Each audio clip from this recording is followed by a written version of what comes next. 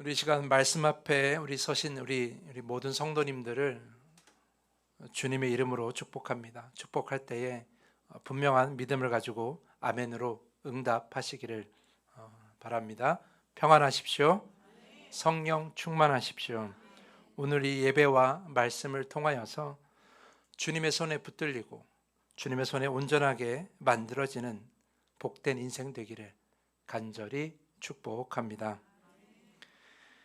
오늘이 벌써 2026년 1월 마지막 주일입니다. 한 해의 한 달이 벌써 끝났습니다. 시간이 정말 빨리 지나갑니다. 새해를 맞이하면서 여러분들에게 저마다 목표가 있었을 텐데요. 그 목표를 지금 잘 이루고 계십니까? 한 설문조사 기관에서 성인 남녀 1000명을 대상으로 2026년 목표에 관해서 물었습니다. 그랬더니 1위가 무엇이었느냐? 바로 운동하는 것, 다이어트 하는 것, 건강관리가 1위였다라고 합니다. 그럼 2위는 무엇이냐? 바로 저축, 투자, 그리고 재테크 같은 재산을 또는 재물을 늘리는 것, 관리하는 것, 그런 것이 바로 2위의 목표였다고 합니다. 그럼 3위는 무엇이냐 하면 스트레스 관리하는 것, 마음 건강 관리하는 것, 그러니까 평안한 마음으로 사는 것이 세 번째 목표였다라는 거죠. 이 1위부터 3위까지는 매년 달라지지 않는다고 해요. 수치는 바뀔지언정 거의 바뀌지 않는다고 해요. 그러니까 신체적 건강과 또 매력적인 외모를 갖는 것, 그리고 평안한 마음을 가지고 경제적 안정을 취하며 사는 것, 이것이 변함없는 우리의 최우선 목표라는 것이죠.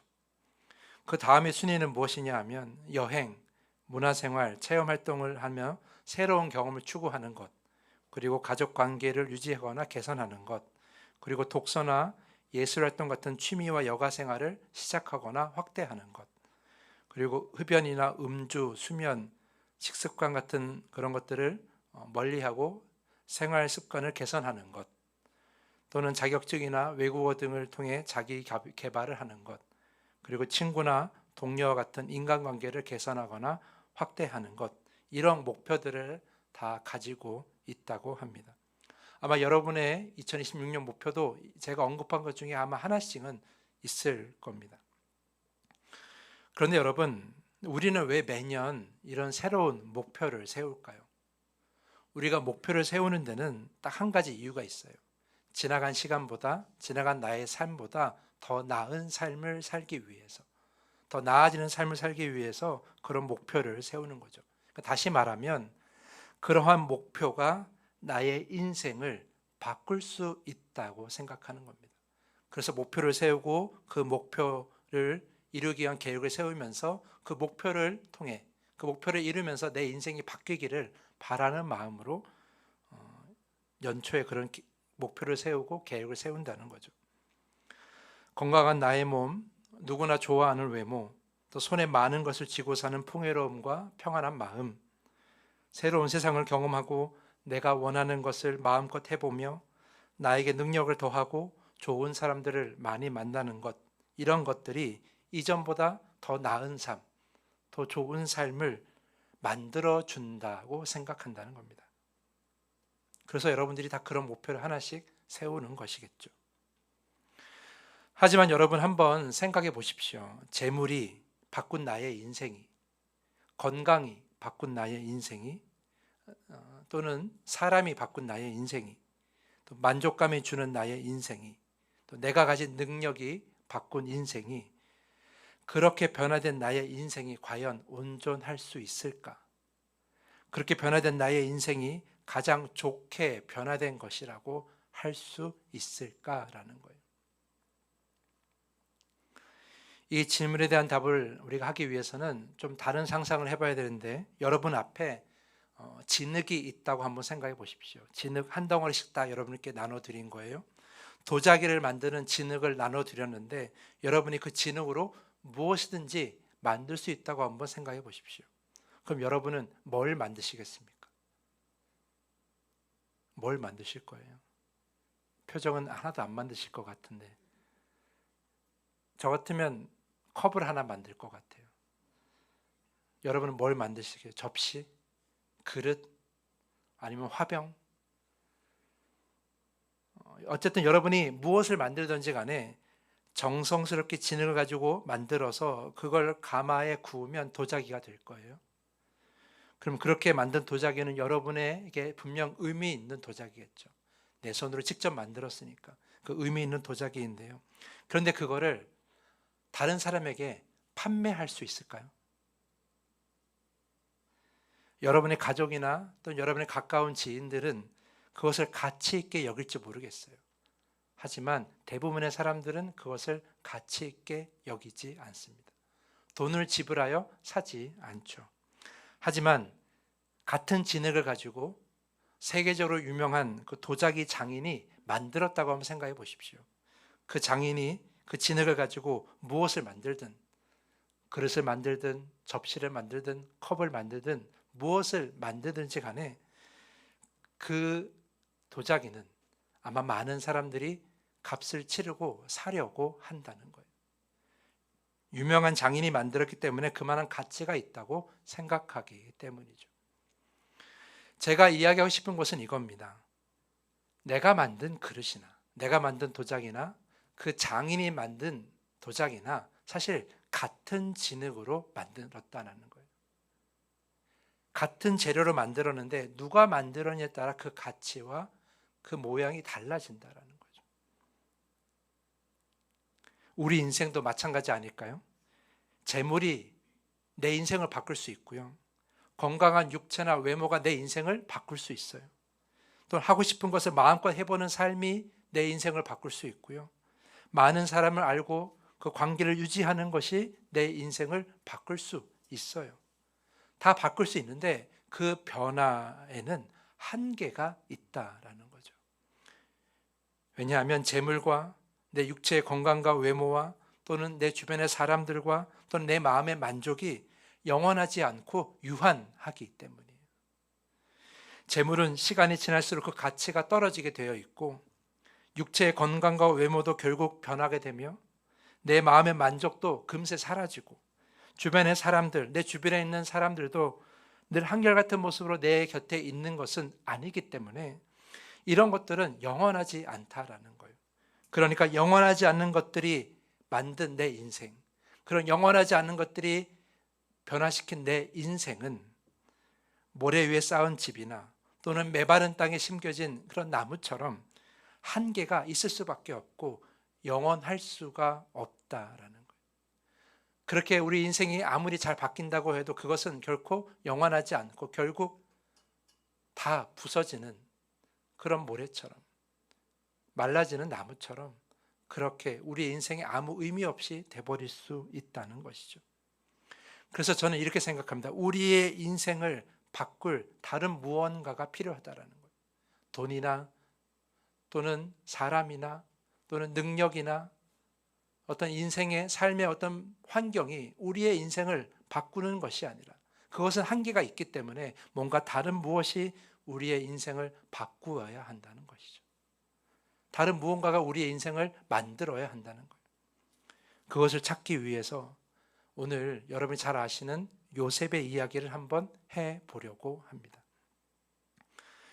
지난 주일에도 말씀을 드렸지만 요셉의 인생은 고통의 연속이었고 거절의 연속이었습니다. 아버지 야곱의 편애로 형제들의 미움을 샀고 결국 그 형제들이 요셉을 죽이려고 했어요. 그러나 겨우 살아남아서 애굽의 노예로 팔려가게 되죠. 사실 가족에게 그런 버림을 당한다는 것 너무나 큰 충격이고 큰 상처예요. 그런데 그것도 감당하기가 어려운데 가족을 떠나 노예로 살아간다는 것은 너무나 힘든 일이죠. 어린 요셉에게 가족에 버림받고 노예로 팔려가는 것은 너무나 힘든 고난, 어쩌면 평생 씻을 수 없는 그 상처와 고통을 감당하는 일이었어요. 다행히 요셉은 그 애굽에서 바로의 신하 보디발의 집에서 성실하게 살았어요. 특별히 하나님을 믿고 성실하게 살았죠.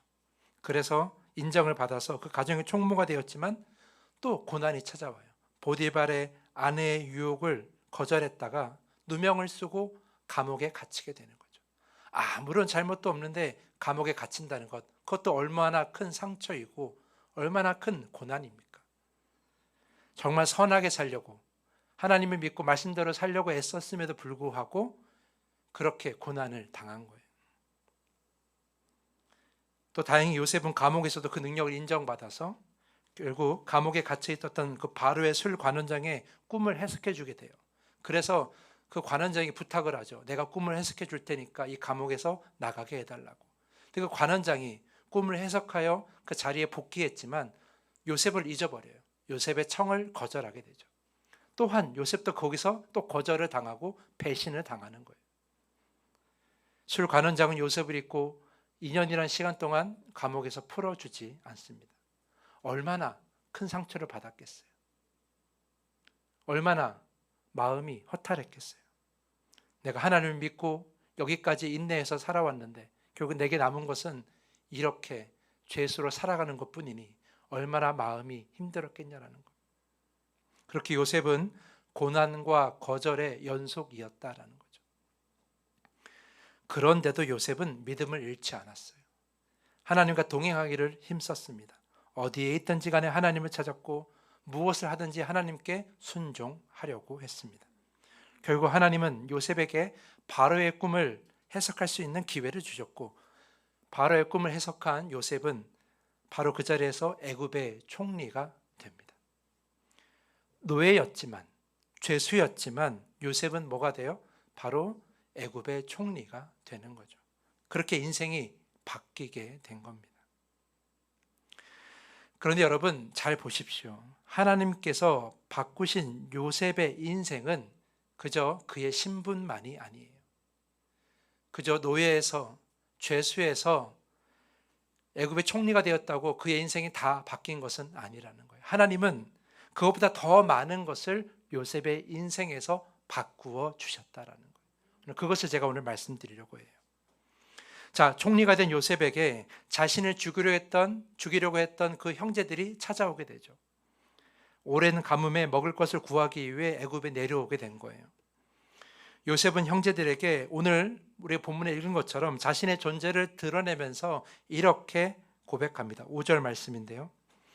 당신들이 나를 이곳에 팔았다고 해서 근심하지 마소서. 한탄하지 마소서. 하나님이 생명을 구원하시려고 나를 당신들보다 먼저 보내셨나이다. 그리고 7절과 8절도 읽어보겠습니다. 하나님이 큰 구원으로 당신들의 생명을 보존하고 당신들의 후손을 이 세상에 두시려고 나를 당신들보다 먼저 보내셨나니 그런즉 나를 이리로 보낸 이는 당신들이 아니요 하나님이시라. 하나님이 나를 바로에게 아버지로 삼으시고 그 온 집의 주로 삼으시며 애굽 온 땅의 통치자로 삼으셨나이다. 사랑하는 성도 여러분, 요셉에게 그 과거의 시간들은요, 평생 잊을 수 없는 고통이자 평생 가지고 가야 될 상처였어요.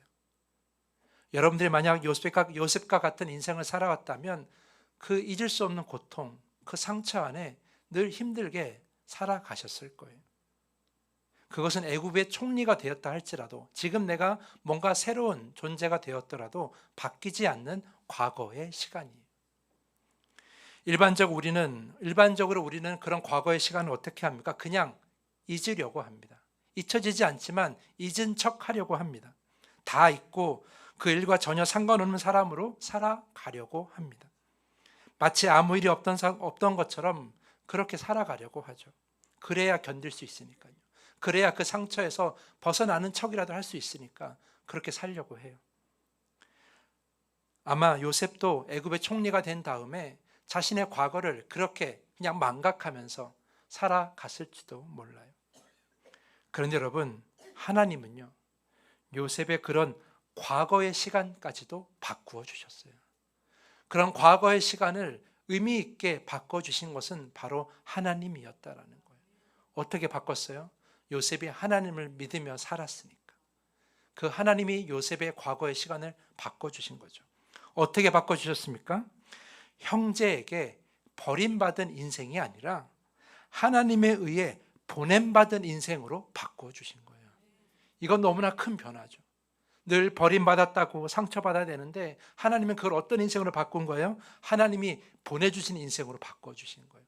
상처가 치유되고 그 모든 아픔이 사라지는 경험을 할 수 있는 거예요. 또한 어떻게 바꿨습니까? 애굽의 노예로 팔려온 인생이 아니라 가족을 구원하기 위해 쓰임받은 인생으로 바꾸어 주신 거예요. 오늘 이 요셉의 고백에 그게 담겨 있는 거죠. 이제 요셉에게 과거의 시간은 아픔도 아니고 상처도 아닙니다. 오히려 한 가족의 구원을 위한, 자신의 가족의 구원을 위한, 나아가서 이스라엘이라는 그 민족의 시작을 위한, 더 나아가 하나님이 이루실 구원의 역사를 온 세상에 알리기 위한 그러한 시작으로 쓰임받은 것이 바로 요셉의 인생이에요. 이렇게 이 애굽의 땅에 정착한 이 야곱의 가족들이 결국 이스라엘 백성들이 되고 출애굽의 역사를 보여주고 가나안 땅에 들어가는 역사를 보여주고 구원의 역사를 보여주지 않습니까? 결국 요셉이 하나님께 쓰임받는 인생이 된 거예요. 노예로 팔려가는 인생이 아니라 쓰임받는 인생이 된 거죠. 그것이 어떻게 된 거예요? 하나님께서 그런 인생으로 바꾸어 주신 거예요.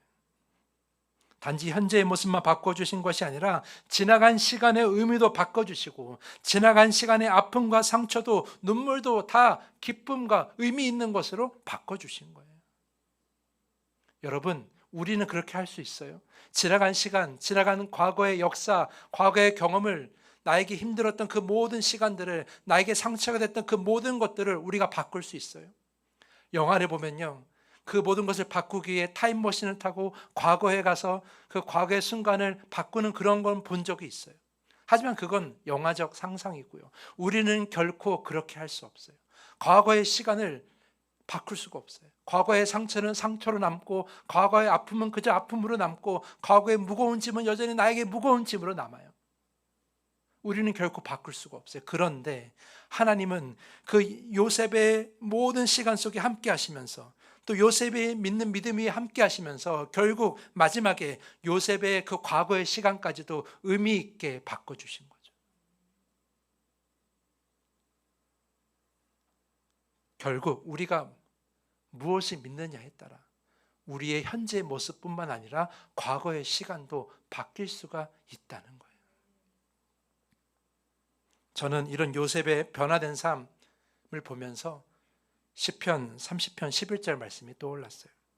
주께서 나의 슬픔이 변하여 내게 춤이 되게 하시며 나의 베옷을 벗기고 기쁨으로 띄우셨나이다. 우리의 과거가 만든 나의 슬픔, 우리의 지나간 시간이 만든 나의 베옷을 입은 삶, 그런 삶이 하나님을 만나면 바뀔 수가 있다는 거예요. 그것이 바로 요셉이 살아온 인생이죠. 사랑하는 성도 여러분, 만약에 요셉이요, 하나님이 아닌 돈이나 권력을 가지고 그것을 믿고 살아왔다면 어떻게 인생이 바뀌었겠습니까? 형들이 자신을 팔아넘긴 것에 대해서 계속 분노하며 살았을 거예요. 내가 힘을 가지고 내가 권력을 가지고 반드시 복수하겠다고 그런 생각을 가지며 살아왔겠죠. 그렇게 해서 만약에 오늘 본문처럼 그 형제를 만났을 때 그가 선택하는 건 뭐겠어요? 복수였겠죠. 자신과 권력, 내가 가진 힘을 가지고 핏빛 복수를 했을지 몰라요. 그러면 뭔가 과거의 문제가 해결되는 것 같지만 전혀 해결되지 않는 거예요. 순간에 뭔가 해소되는 기분이 있을지라도 내 안에 평안은 찾을 수가 없는 인생을 살게 되는 거죠. 만약에 요셉이 보디발의 아내가 유혹했을 때 그것을 권력을 쟁취할 기회로 삼았다면 어떻겠어요? 그렇게 해서 권력을 가졌을지 모르겠지만 결국 그렇게 권력 안에서 쓰임받다가 사용되다가 버림받는 그런 인생을 살았을지도 몰라요. 요셉은 우리가 상상할 수 없는 고난 중에 살았지만 그러나 돈을 믿지 않고 권력을 믿지 않고 사람들을 믿지 않고 오직 하나님만을 믿었습니다. 하나님만을 신뢰했습니다. 그래서 그의 인생은 완전히 달라지게 된 거예요. 그저 자신의 신분만이 바뀐 것이 아니라 삶의 환경만이 바뀐 것이 아니라 지나간 나의 삶의 그 아픔과 상처와 그 모든 것들이 다 의미 있게 바뀌어버린 거예요. 그건 사람이 할 수 없지만 하나님은 하실 수 있으신 거죠. 그래서 저는 이렇게 결론을 내리고 싶어요. 저를 따라서 한번 고백해 보세요. 내가 믿는 것이 나의 인생을 바꾼다. 내가 믿는 것이 나의 인생을 바꿉니다. 돈을 믿으면 돈이 내 인생을 바꾸고요. 내 쾌락과 만족을 믿으면 그 쾌락과 만족이 내 인생을 바꿔요. 나의 능력을 믿으면 그 능력이 내 인생을 바꾸고요. 사람을 믿으면 사람이 내 인생을 바꿉니다. 물론 바뀔 수 있어요. 그러나 하나님을 믿으면 하나님이 우리의 인생을 바꾸십니다. 무엇이 더 좋은 변화겠습니까? 무엇이 더 가치 있는 인생이겠습니까? 여러분이 손으로 만든 그릇이 가치 있습니까? 아니면 장인이 만든 도자기가 가치가 있습니까? 세상을 가장 완벽하게 만드시고 가장 온전하게 운행하시는 전능하신 하나님의 손으로 만들어진 내 인생이 가장 가치 있는 인생 아니겠습니까? 그렇게 변화된 인생이 가장 완전하지 않겠습니까? 그 결과는 이미 요셉의 인생을 통해 드러났어요.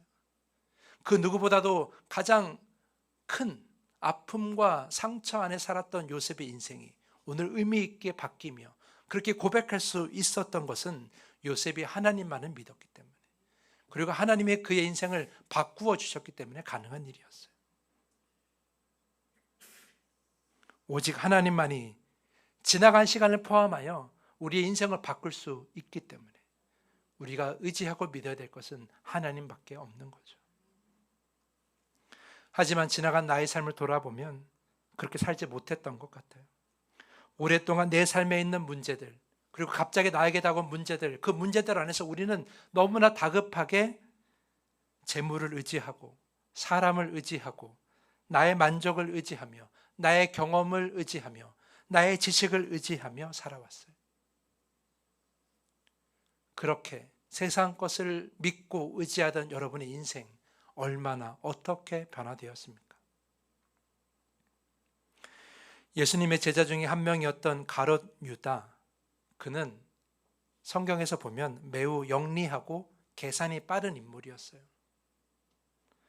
그는 예수를 진정한 메시아로 믿지 못하고 정치적인 메시아로 생각했어요. 그래서 예수께서 예루살렘의 왕이 되시고 이스라엘의 왕이 되시고 로마의 압제로 구원받아서 세상을 다스리는 그런 권위 있는 자가 될 거라고 생각했어요. 가룟 유다는 그 예수를 이용해서 자신이 뭔가를 얻으려고 했죠. 돈, 재물, 권력, 사람들과의 선망, 이런 것들을 얻으려고 했어요. 그것이 계산되어 있던 사람이 바로 가룟 유다였어요. 하지만 예수가 가는 길이 자기가 원하는 길이 아님을 깨닫고 나서 어떻게 됩니까? 예수를 팔아 넘겨요. 은 30에. 끝까지 가룟 유다는 현실적이고 계산적인 선택을 해요. 끝까지 재물을 선택을 하죠. 재물이, 그 돈이 나의 인생을 바꿀 수 있다고 생각했기 때문이에요. 결국 은 30을 돈을 손에 넣었지만 결국 그 돈은 가룟 유다의 인생을 바꾸지 못했어요. 그 돈은 가룟 유다의 인생을 완전히 무너뜨렸죠.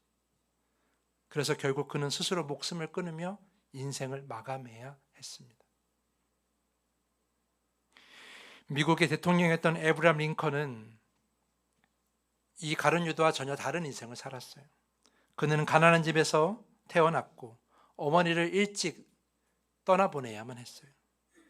사업도 많이 실패했고 약혼자의 죽음도 경험해야만 했죠. 그리고 무려 8번이나 선거에서 떨어지는 경험을 했어요. 그렇게 수없이 실패하다가 신경쇠약을 앓고 우울증도 앓게 돼요. 하지만 그는 그렇게 고난 중에 하나님을 버리지 않았어요. 하나님을 믿었어요. 그가 나중에 고백한 건 이런 고백이었어요. 그는 힘들고 어려울 때마다 무릎을 꿇고 기도하는 것 외에는 갈 곳이 없었다라고 고백했어요. 힘들었지만, 어려웠지만, 그러나 그가 할 수 있는 것은 기도밖에 없었던 거죠. 믿음으로 하나님을 의지했어요. 결국 그는 대통령이 되었고 노예 제도를 해방하는 미국의 큰 역사에 큰 업적을 남기는 대통령이 된 거예요. 그렇게 하나님께 쓰임받는 인생이 된 거죠. 그가 힘들고 어려울 때마다 그는 고통을 이렇게 해석했어요. 하나님이 이 나라를 바로 세우기 위해 나를 단련하시는구나 라고 말이죠. 그는 똑같이 다른 사람들과 똑같이 힘들었고 어려웠고 우울증을 알았지만 그러나 그것을 나를 단련하는 시간으로 의미 있게 해석한 거예요. 그런 해석이 어떻게 가능했어요? 그에게 믿음이 있었기 때문이죠. 하나님을 믿었기 때문에 하나님이 그의 인생의 의미를 바꿔주신 거예요. 실패하는 인생이 아니라 준비되는 인생으로 바꿔주신 거예요. 그렇게 그는 그 믿음으로 대통령이 되었고 쓰임받게 된 것이죠. 사랑하는 성도 여러분, 우리가 믿는 것이 우리의 인생을 바꿉니다. 여러분이 지금 믿는 것이 앞으로의 여러분의 인생을 바꿀 수가 있습니다. 뿐만 아니라 그 믿는 것이 하나님이라면 하나님은 여러분의 과거의 시간도 의미 있게 바꿔주십니다. 우리는 할 수 없지만 하나님은 하실 수 있습니다. 그러므로 잘 믿어야 됩니다. 헛된 것을 믿는 것이 아니라 정말 온전한 것을 믿어야 합니다. 그래서 저는 다음 주부터 사도신경을 가지고 설교하려고 합니다. 사도신경은 그리스도인이라면, 성도라면 무엇을 믿는가라는 질문에 대한 답이에요. 우리가 이러이러한 것들을 믿습니다 라고 시작하는 것이 바로 사도신경이에요. 사도신경은 언제부터 쓰였는지 우리가 정확히 알 수는 없지만 오래전 초대교회 때부터 성도들이 고백했다고 알려져 있어요. 결국 성도들의 삶이 많은 사람들에게 본이 되고 또 세상에 빛이 되어서 복음이 전파되었던 것처럼 여러분의 삶도 세상에 빛이 되고 사람들이 본이 될 만한 그런 인생으로 바뀔 수가 있어요. 이 고백 위에서 우리가 무엇을 믿어야 되는가, 우리가 무엇을 믿어야 되는가에 대해서는 이 사도신경에 다 나와 있어요. 그래서 여러분들에게 우리가 무엇을 믿어야 되는가에 대한 사도신경을 다음 주부터 고백해 보려고 하는 거죠. 여러분에게 나눠드린 이 사도신경, 이 인셈을 뒤에 뭐라고 쓰인지 아세요? 우리는 무엇을 믿는가예요. 우리는 무엇을 믿는가? 우리가 무엇을 믿는가를 살피고 그 믿는 것이 여러분의 인생을 변화시킬 수가 있다는 것이죠. 중요한 것은 여러분이 온전한 것을 믿으면 여러분의 인생도 온전하게 바뀔 수가 있습니다. 지금의 모습뿐만 아니라 과거의 시간도 의미 있게 바뀔 수가 있습니다. 그렇게 우리의 인생은 슬픔이 변하여 기쁨이 되고 나의 무거운 짐이 변하여 열매가 되는 거예요. 그런 복된 인생이 되기를 간절히 축복합니다. 온전한 것을 믿고 온전한 믿음을 가지고 여러분이 살아가면서 그 믿음이 변화되는 삶을 사람들에게 보여주고 그 삶을 통해서 하나님께 영광을 돌리는 그런 복된 인생이 되기를 간절히 축복합니다. 그리고 그런 성도들이 가득한 더함 교회가 되기를 간절히 원합니다. 오늘 그렇게 간구하면서 말씀을 마치겠습니다. 이제 말씀을 정리합니다. 아까 말씀드린 것처럼 우리의 인생은 진흙과도 같습니다. 누가 우리의 인생을 빚느냐에 따라 우리의 인생은 달라질 수가 있습니다. 세상에 우리가 믿는 것들, 그것이 돈이든 권력이든 사람이든 쾌락이든 그 무엇이든지 간에 그것이 우리의 인생을 빚으면 우리의 인생은 유한할 수밖에 없어요. 하지만 토기장이신 하나님께서 우리의 인생을 빚어주시면, 우리의 인생을 만들어주시고 바꿔주시면 세상 사람들이 너무나 가치 있게 여길 만한 그런 인생으로 살아갈 수가 있습니다. 중요한 것은 과거의 시간은 아무런 문제가 없다는 거예요. 우리는 과거의 시간을 부정하며 더 새로운 시간, 더 나아지는 삶을 살기 원하지만 하나님은 그 과거의 시간까지도 의미 있게 바꿔주십니다. 내가 지우고 싶은 그 과거의 시간도 의미 있게 바꿔주세요. 그러니 우리가 믿어야 될 것은 하나님이요. 하나님이 내 인생을 빚어주길, 하나님 내 인생을 바꿔주길 바라는 거겠죠. 그래서 이 시간 함께 기도했으면 좋겠습니다. 주님, 하나님을 온전히 믿게 하여 주시옵소서. 그 믿음 안에서 내 인생이 달라지게 하여 주시고 다시 만들어지게 하여 주시옵소서. 특별히 내 과거의 시간, 지워버리고 싶고 상처였던 그 과거의 시간도 하나님께서 의미 있게 바꾸실 것을 믿사오니 주님, 어떠한 상황과 감정 속에서도 하나님을 믿게 하여 주시옵소서. 하나님 믿으며 내 삶을 온전히 변화시켜 나가며 하나님 안에서 그 수많은 열매들을 거두는 인생이 되게 해달라고 이 시간에 말씀을 생각하며 다짐의 기도를 주님께 드리겠습니다. 기도하겠습니다. 하나님, 이 시간 우리의 인생을 주님께 드립니다. 우리의 모든 것을 주님께 드립니다. 주님의 말씀을 의지하여, 주님을 의지하여